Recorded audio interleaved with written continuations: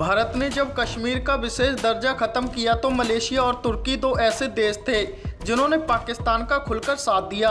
अब जब पूरी दुनिया कोरोना महामारी की चपेट में है तो इन देशों को भी भारत में उम्मीद नजर आ रही है। इस उम्मीद की वजह है एंटी मलेरिया ड्रग हाइड्रोक्सीक्लोरोक्विन। ये दवा सुपर पावर अमेरिका से लेकर तीसरी दुनिया के देश ब्राज़ील तक ने भारत से मांगी।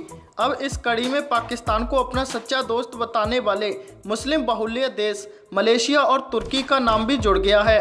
भारत ने हाल ही में 13 देशों के लिए कोरोना वायरस के इलाज के लिए हाइड्रोक्सीक्लोरोक्विन की आपूर्ति की। शुरुआत में भारत ने कहा था कि वह नेपाल, भूटान और बांग्लादेश को जरूरी ड्रग भेजेगा क्योंकि ये पड़ोसी देश दवाइयों के लिए पूरी तरह से भारत पर ही निर्भर हैं। दक्षिण एशियाई सहयोग संगठन सार्क के सदस्य देशों समेत दुनिया के करीब 30 देशों ने भारत से हाइड्रोक्सीक्लोरोक्विन के निर्यात पर बैन हटाने की मांग की थी। हाइड्रोक्सीक्लोरोक्विन एक एंटी मलेरिया ड्रग है जिसे आर्थराइटिस या लूपस जैसी बीमारियों के इलाज में भी इस्तेमाल किया जाता है।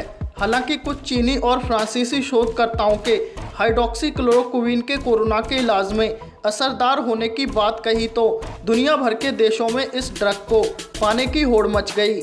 इस दवा की बढ़ती ज़रूरत के बीच भारत ने आंशिक तौर पर इसके निर्यात से बैन हटा लिया। अमेरिका, इजराइल, ब्राज़ील और यूएई समेत कई देशों ने भारत के इस कदम की जमकर सराहना की।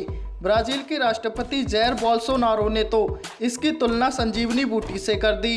इसके अलावा शायद ही दुनिया का कोई देश हो जिसे भारत में बड़ा बाजार होने का लालच ना हो, फिर चाहे वह अमेरिका, चीन हो या फिर तुर्की या मलेशिया। हर कोई भारत से अच्छे व्यापारिक संबंध चाहता है, मगर कुछ इस्लामिक देश अपनी औकात से बाहर जाकर भारत के आंतरिक मामलों पर गैर जिम्मेदाराना बयान दे देते हैं, जिनका खामियाजा उनकी अर्थव्यवस्था को भुगतना पड़ता है। भारत ऐसे देशों को ऐसे सबक सिखाता है कि कुछ ही महीनों में वह घुटनों पर आ जाते हैं। भारत पहले भी मलेशिया और तुर्की के खिलाफ कड़ा एक्शन लेकर सबक सिखा चुका है, जिसके चलते मलेशिया के पूर्व राष्ट्रपति को अपने पद से इस्तीफा देना पड़ा था। अब एक बार फिर तुर्की और मलेशिया को भारत की अहमियत का पता चल गया है और भारत से अब मदद मांग रहे हैं।